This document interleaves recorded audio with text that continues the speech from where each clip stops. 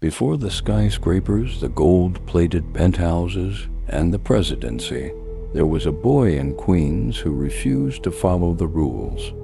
Born in 1946 into a world of blueprints and brick, Donald John Trump wasn't just the son of a millionaire.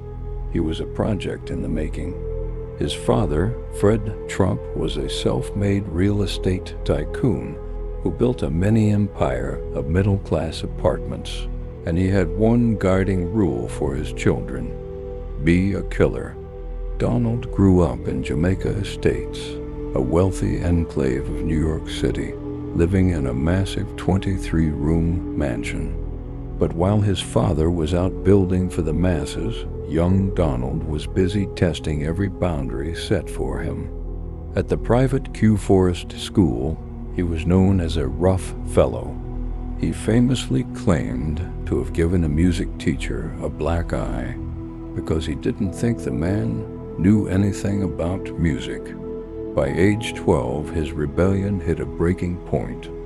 After his father discovered Donald had a secret collection of switchblade knives and was taking clandestine trips into the dangerous streets of Manhattan, Fred decided it was time for a radical change. In 1959, Donald was shipped off to the New York Military Academy. It was a total shock to the system. There were no more mansions or silk sheets, only cold dorms and a culture built on the imperative of winning. Under the watchful eye of Theodore Dubiez, a strict World War II veteran, Donald didn't just survive, he thrived. He learned that in a world of rigid hierarchies, you either lead or you get left behind. He became a star athlete, a captain of the baseball team, and a top-ranking cadet. It was here that the core of his persona was forged. He wasn't just a student. He was a fierce competitor who realized that discipline was the ultimate tool for dominance.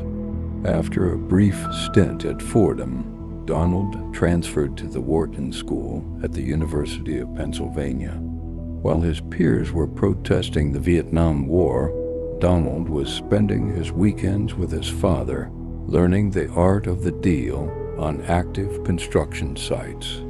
He didn't just want to build houses. He wanted to build monuments. In 1968, he graduated and officially joined the family business. He started with a small $1 million loan from his father, a staggering amount for most.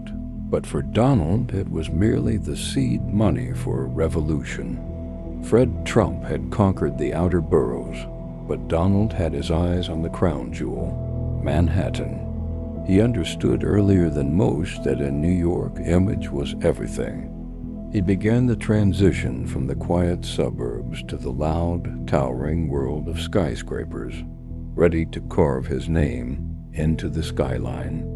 The boy who was sent away to military school to learn discipline had instead learned how to dominate, turning a family business into a global brand.